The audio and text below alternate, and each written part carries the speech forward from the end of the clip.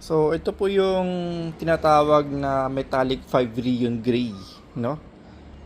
Metallic 5 Rion Gray po ang Suzuki Raider na ito, itong model po na to. So, hindi ko lang alam kung bakit naging metallic 5 Rion Gray siya. Siguro, siyempre sila ang nagbigay ng pangalan na yun, no? Pero meron siya kasing blue, black, and then gray. So, halos tatlong color po talaga siya, no? So, ngayon,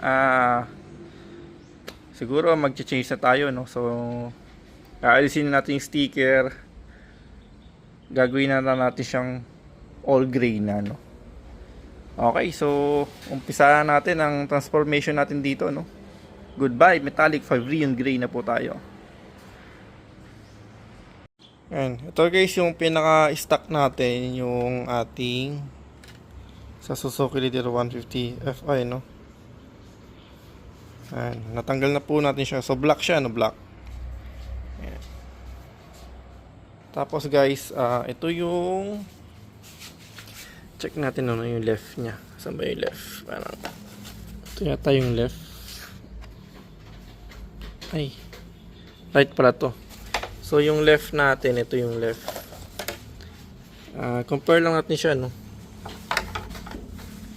Ayan, so ayan, 47211 12K left.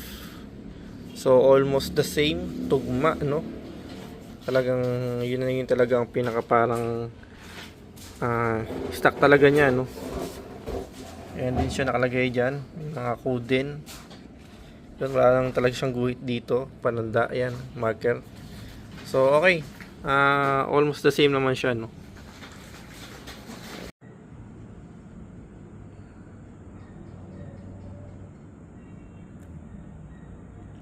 So, naabutan tayo ng pagdilim, no? Ayan. So, ginawa na natin po siyang gray. Ayan. Yung dating black. Gray na po talaga siya. Pero, ito, alisin pa natin tong sticker na to eh. Gagawin natin talaga siyang plain gray lang, no? Tapos, ito, upcoming, gagawin natin siyang black. Since wala pa si RB si Racing Boy ng nilalabas na bagong mags pang Raider. So papalitan na kulay muna, no, kasi metallic 5 Rion Gray siya eh. So hindi ko alam bakit ganoon nga. So meron siyang blue, combination ng blue black tapos gray, so parang tricolor siya. So naisipan natin siyang gawing plain, no?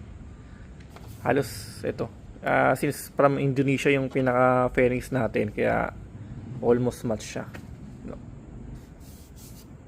Halos parehas lang talaga siya. Ito na yung dati nating nakalagay dyan, no? So hindi na siya metallic Fabian Gray na. Magiging ano na po siya, Satria SE 150 Fi. My own version guys.